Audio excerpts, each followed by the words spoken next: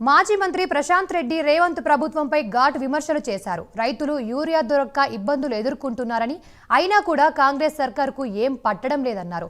రాష్ట్రంలో వరి పొట్ట దశలో ఉందని, వారం రోజుల్లో యూరియా రాకపోతే పంట దిగుబడి తగ్గిపోయి రైతులు తీవ్ర ఇబ్బందులు, ఆర్థిక ఇబ్బంది ఏర్పడుతుందన్నారు.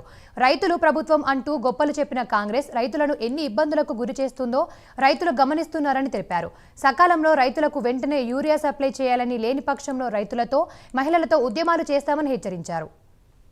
గత నెల రోజుల నుంచి ఈ రేవంత్ రెడ్డికి, కాంగ్రెస్ ప్రభుత్వానికి దున్నపోతు మీద వాన పడ్డట్టు చలనం లేకుండా, రైతుల గోస పట్టించుకోకుండా ఇవాళ యూరియా కోసం రైతుల్ని ఇబ్బంది పెడతా ఉన్నారు. కేసీఆర్ అన్న మాట నిజమైందని చెప్పి ఇవాళ రైతులు అంటా ఉన్నారు. నేను ఈ ప్రభుత్వాన్ని డిమాండ్ చేస్తా ఉన్నా. ఇప్పుడు వరి పొట్ట దశకు వస్తున్నది.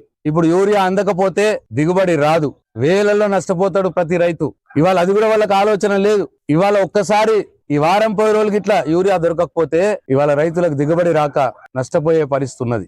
ఒక్క సంచి యూరియా అయ్యే శాతగానోడివి 1,50,000 కోట్లతోటి మూసి రివర్ ఫ్రంట్ చేస్తా అంటావు.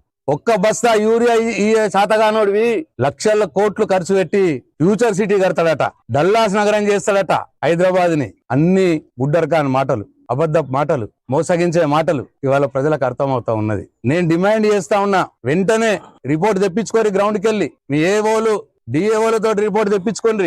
రైతులు ఎట్లా ఇబ్బంది పడుతున్నారో మీకు అర్థమవుతుంది. రైతులకు ఎరువు బస్తాలు ఇయ్యా బాబు అంటే కేసీఆర్ మీద కమిషన్లు వేస్తున్నాడు, కేటీఆర్ మీద ఎంక్వైరీలు వేస్తున్నాడు. జల్దీ ఎంత తొందర